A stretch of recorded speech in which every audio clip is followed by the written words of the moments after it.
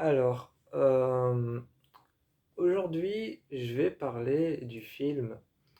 Aujourd'hui, je vais parler du film Amityville Murder.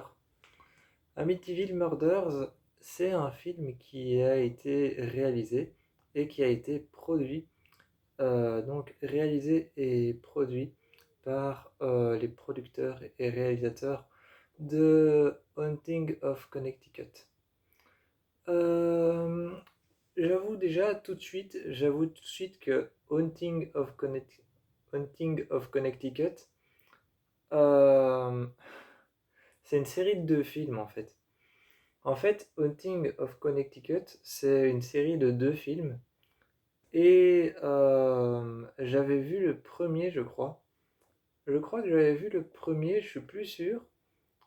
Et j'avais vu le deuxième, mais je suis pas sûr d'avoir vu le deuxième. Je suis pas sûr d'avoir vu le deuxième, mais Haunting of Connecticut, c'est vraiment une saga de films, enfin une saga. C'est vraiment une suite de films que je n'aime pas beaucoup. C'est une suite de films que je n'aime pas beaucoup parce que je vois pas l'intérêt vraiment de ce film. Dans Haunting of Connecticut, on retrouve une bande de jeunes adolescents qui emménagent dans une maison. Et ils emménagent dans cette maison et ils commencent à procéder à des incantations et commencent à procéder à des rites et des rituels plus étranges les uns que les autres et il commence à se passer des trucs, des choses visiblement très étranges et surnaturelles.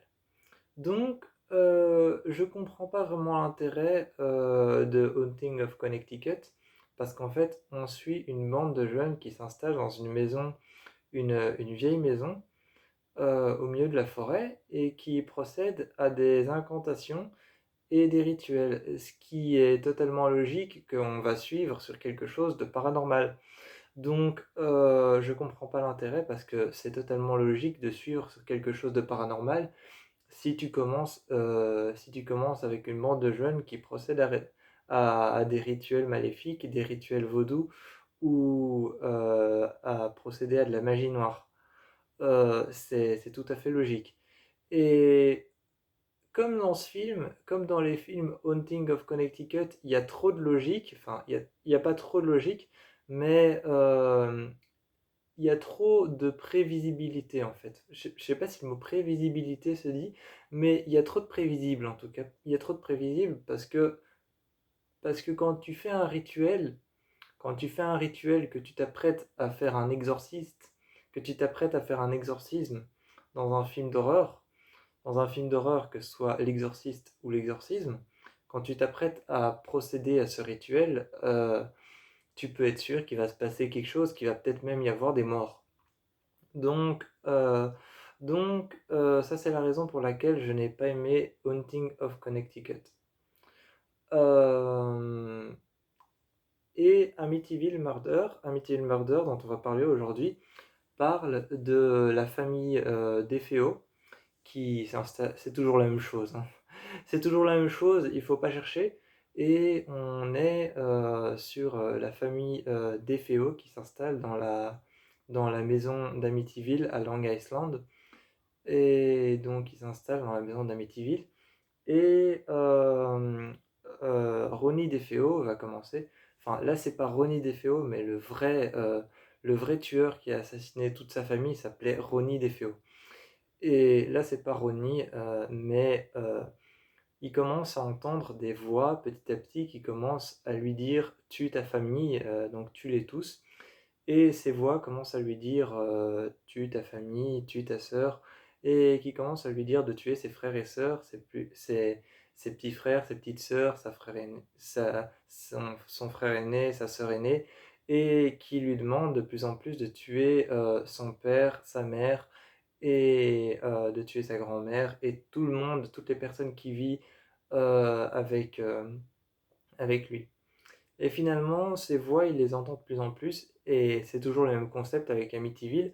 À 3h15 du matin, il sort de sa chambre et il entend ces voix qui lui dit, si je me souviens bien, Kill them all, qui veut dire tue-les tous. Si je me souviens bien, ces voix, elles disent Kill them all, ce qui veut dire tue-les tous. Et donc, à 15h du matin, à 15h du matin, à 3h15 du matin, il sort de sa chambre et commence à essayer de tuer tout le monde. Et ce que j'aime beaucoup dans ce film, c'est la prise de lumière. J'aime beaucoup dans ce film la prise de lumière. La prise de lumière est très très belle. Il y a une scène, il y a une scène où l'une des filles marche dans l'escalier et donc elle marche dans l'escalier et l'escalier est plongé dans le noir. L'escalier est complètement dans le noir. Et il y a une prise de lumière qui est très belle parce qu'à l'extérieur il y a des éclairs, il y a des orages, il y a des éclairs et il pleut à l'extérieur. Et l'escalier est complètement dans le noir. C'est un escalier avec un escalier avec un étage qui tourne en rond. Et donc c'est un escalier qui tourne en rond en colimaçon. Et avec un étage. Et justement, tout l'escalier qui tourne en rond et qui s'arrête à quelques étages est complètement dans le noir. Et avec les éclairs qui sont à l'extérieur, il y a deux petites fenêtres et, et une grande fenêtre, si je me souviens bien. Si je me souviens bien, il y a deux petites fenêtres et une grande fenêtre sur le côté. Et les éclairs passent au travers de ces deux petites fenêtres et la lumière est juste assez vive pour montrer pendant quelques secondes les escaliers et la rambarde d'escalier sur le côté pour montrer les escaliers, tous les escaliers dans une lumière très vive et très blanche. Donc c'est ça aussi que j'ai beaucoup aimé et dans la chambre de Ronnie DeFeo justement. C'est pas son nom, mais je vais utiliser Ronnie DeFeo parce que c'est le nom du vrai tueur. Euh, et, euh, et bien, dans sa chambre, en fait, il y a un passage où il est couché sur son lit et sa chambre est complètement dans l'obscurité, à part les deux fenêtres en demi-arc de cercle qui éclairent un peu la chambre et une petite lampe au-dessus de son lit qui éclaire la chambre un peu et une deuxième lampe de chevet sur la table de nuit. Donc il y a deux lampes qui éclairent sa chambre et sa chambre est complètement dans l'obscurité, dans le noir. Et il y a les deux fenêtres en arc de cercle, il y a les deux fenêtres en demi-arc de cercle qui éclairent sa chambre. Et un moment, t'as son père qui frappe à la porte et qui ouvre la porte et et t'as toute la lumière qui rentre à l'intérieur et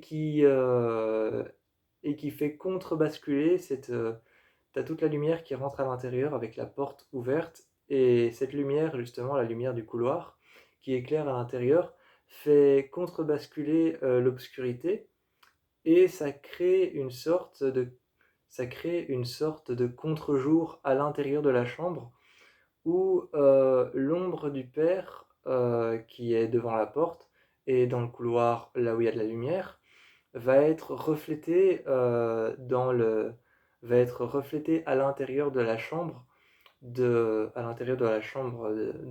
René Defeo. Et justement, c'est très beau. C'est très beau parce que tu te dis c'est impossible parce que c'est une ombre et la plupart du temps, les ombres apparaissent là où il y a de la lumière, genre derrière nous. Quand le soleil est devant nous, notre ombre, elle apparaît derrière nous. Quand le soleil est derrière nous, notre ombre, elle apparaît devant nous.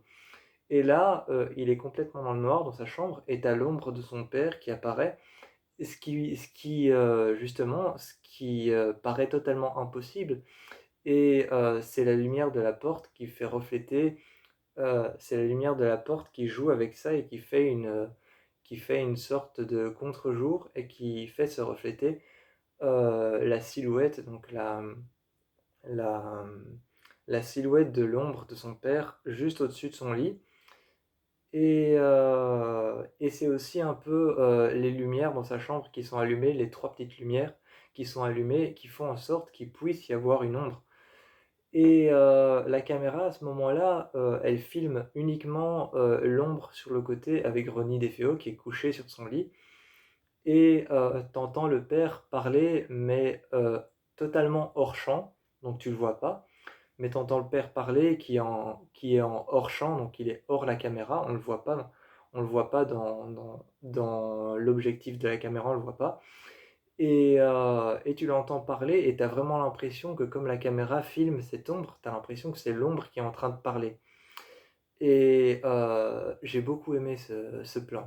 Et c'est aussi l'un des seuls Amityville, c'est l'un des seuls Amityville que je connaisse où on voit les corps qui sont sur les lits avec les cadavres retournés face contre terre, le visage contre le matelas, et, euh, et le sang qui déborde de là où on leur a tiré dans le torse, dans le buste, dans le buste, ou alors dans le cou ou dans le dos. C'est l'un des seuls Amityville où tu vois tous les cadavres de toute la famille face contre terre, contre leur matelas, avec les impacts de balles et le sang qui imbibe leur matelas et les taches de sang, les flaques de sang. C'est l'un des seuls Amityville où on voit vraiment les corps partout. Et c'est un Amityville, je trouve. C'est un Amityville, je trouve, qui a énormément de tension parce qu'en fait, il joue beaucoup avec un plan. Il joue beaucoup avec un plan qu'on avait beaucoup retrouvé justement dans Haunting of Connecticut.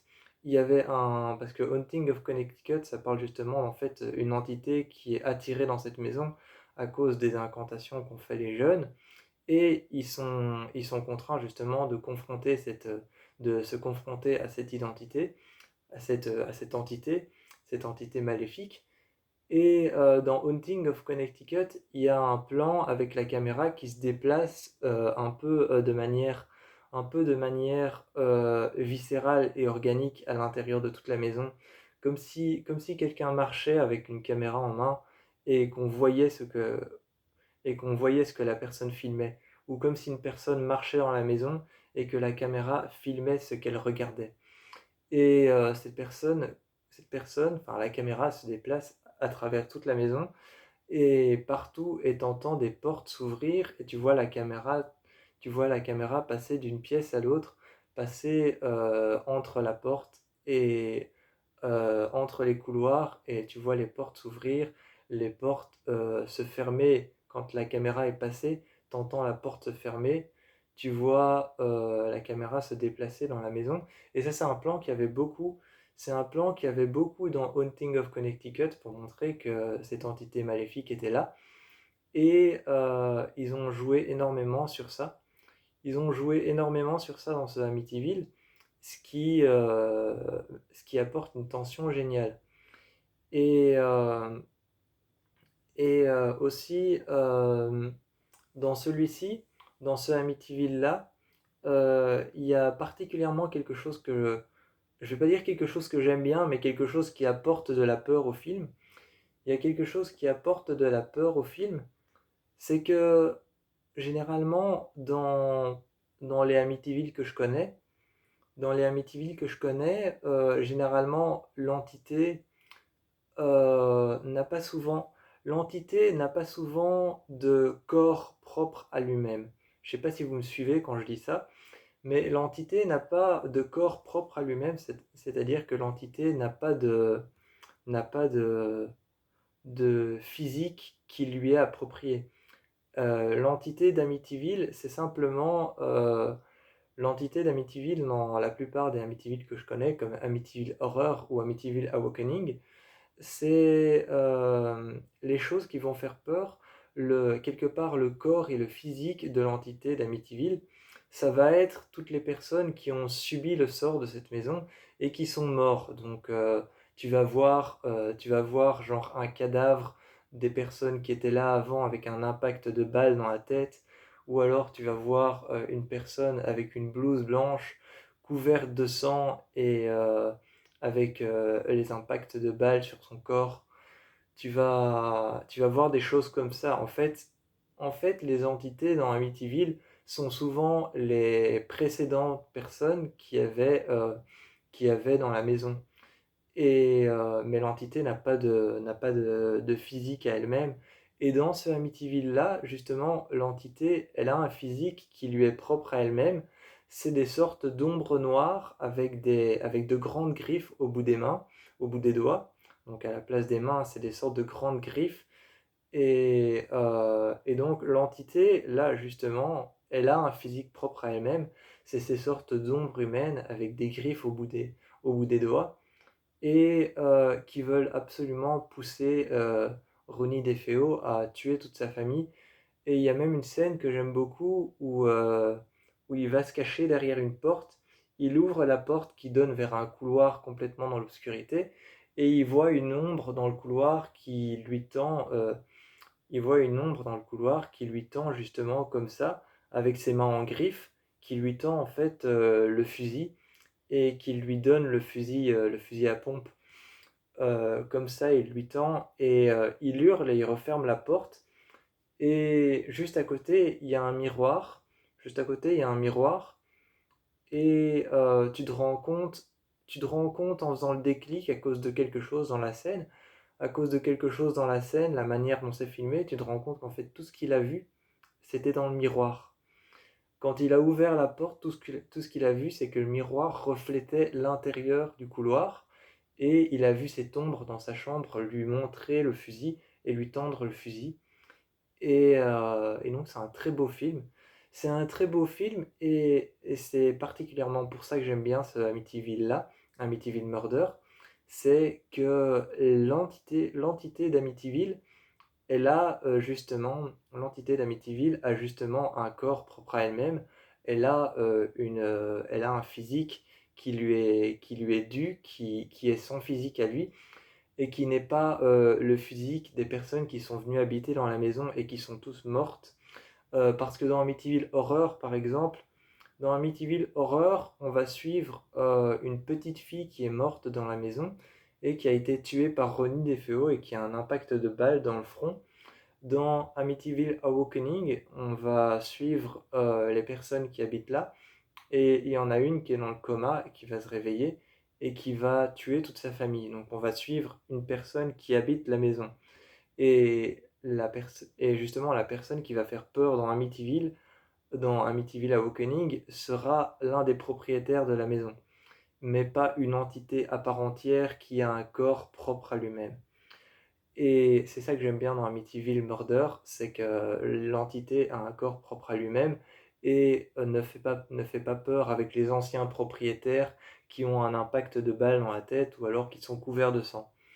On est juste face à une entité démoniaque qui est à l'intérieur de la maison et emprisonnée et scellée à l'intérieur de la maison.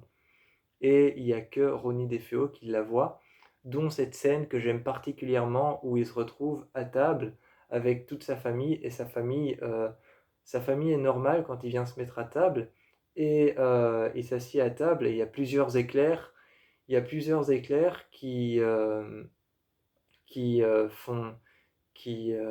font des sortes de flashs de lumière à l'intérieur. Ils sont dans un salon qui est complètement éclairé. Il y a un gros lustre au-dessus avec des ampoules en forme de flammes de bougies. Juste au-dessus, ce gros lustre éclaire complètement la salle à manger. Et il y a des flashs de lumière à cause des éclairs. Et à un moment, tu as le lustre qui se met à, qui se met à s'éteindre et à s'allumer. Et les lumières se mettent de plus en plus à s'éteindre et à s'allumer, et t'as le lustre qui s'éteint, et t'as des flashs de lumière qui rentrent encore à l'intérieur. Justement, à cause des éclairs, t'as des flashs de lumière qui rentrent, et t'as le lustre qui s'éteint, et t'as juste Ronnie DeFeo qui va voir toute sa famille avec un impact de balle dans la tête, un impact de balle derrière la tête, ou alors la moitié du visage complètement brûlé et couvert de sang. Et il y a cette scène suivante qui m'a beaucoup fait penser à la scène de Insidious 1, où il y a cette scène suivante où il essaye de fuir sa famille. Il sort de table comme ça en partant en courant parce qu'il a peur, et il se retrouve dans la cage d'escalier. Il se retrouve dans la cage d'escalier et il grimpe les escaliers, et t'as toute sa famille qui arrive comme hypnotisée, et qui le regarde monter les escaliers en lui disant n'aie pas peur, reviens ici chérie. Et donc t'as toute sa famille qui lui dit n'aie pas peur, mais n'aie pas peur, qu'est-ce qui te fait peur, reviens ici. Et ils sont là en bas comme hypnotisés à le regarder avec la tête de travers. Et ça m'a fort fait penser à cette scène de Insidious 1 où justement t'as Josh Lambert qui descend dans sa cave, et il y a une vieille femme. Il y a une vieille femme avec toute sa famille, avec un vieil homme et deux filles qui sont habillées un peu comme à l'ancien temps, et qui sont tous debout comme ça, et dans un vieux salon, et t'as la mère qui est en train de siffler.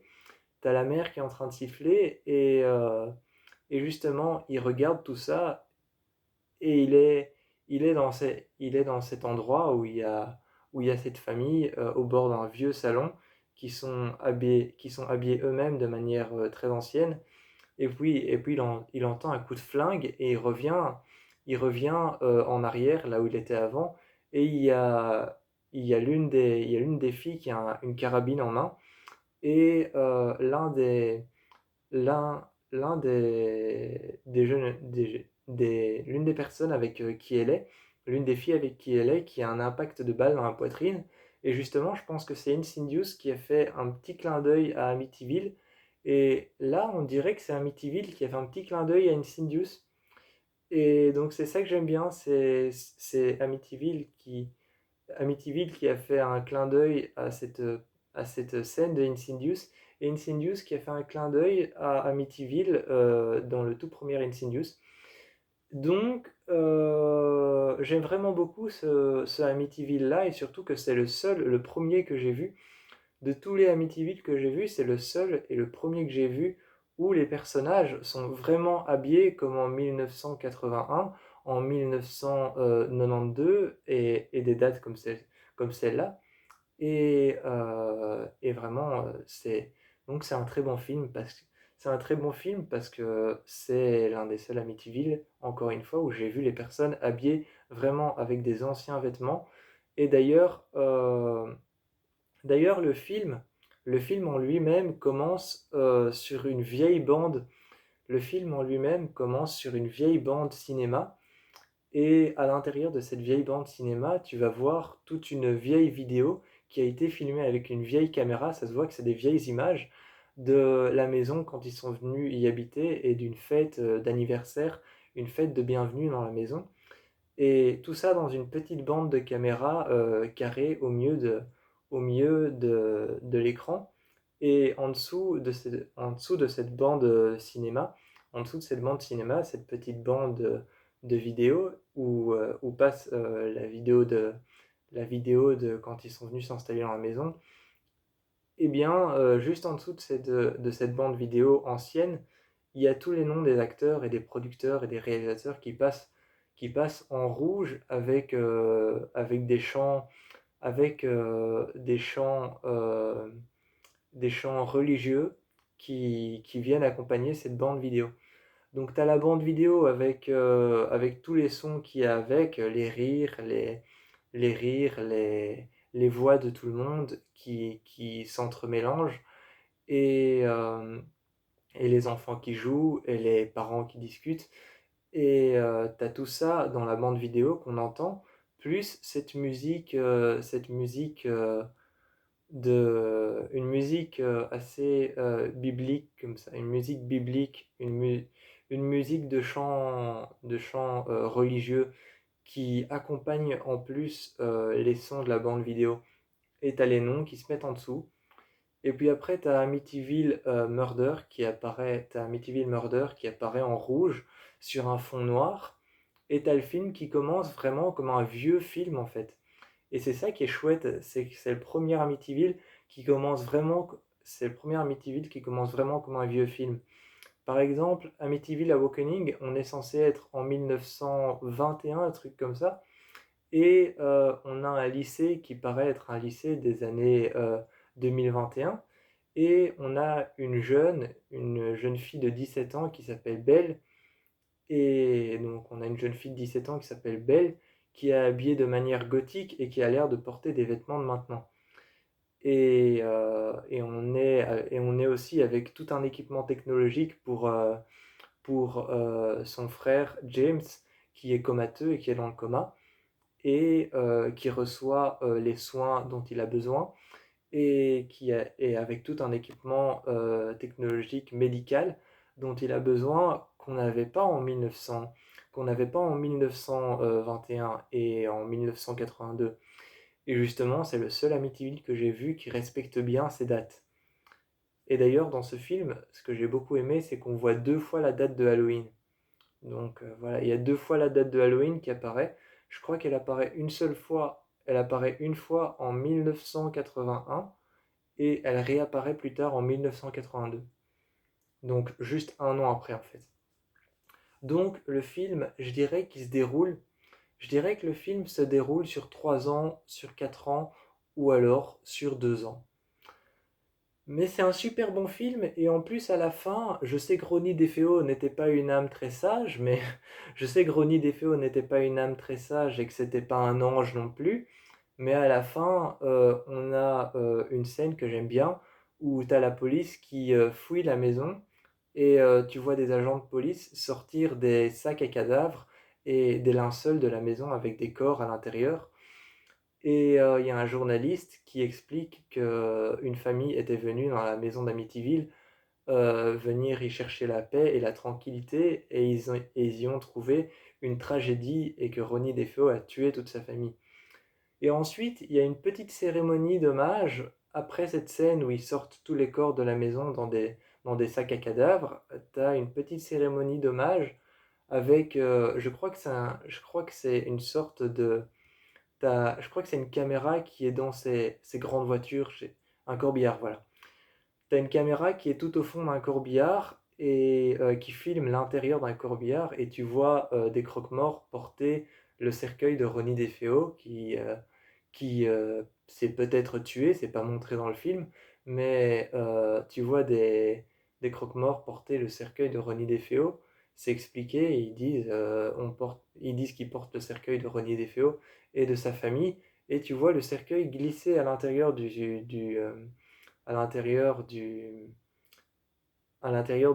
la voiture, et ranger le cercueil qui glisse juste devant l'objectif de la caméra et qui finit par le cacher.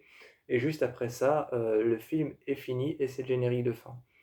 Et donc, j'aime bien cette fin de montrer le cercueil qui glisse dans le corbillard jusque devant l'objectif de la caméra et qui finit le film comme ça. Genre pour montrer vraiment, ils sont tous morts. Et c'est un film d'horreur aussi qui se termine sur un bad end.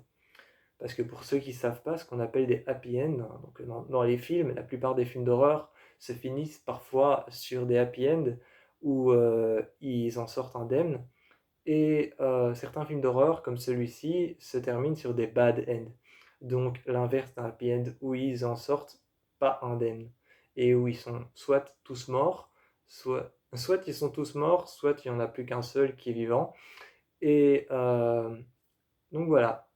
Donc c'est quand même un bon film d'horreur, et je vous encourage à aller voir Amityville Murders.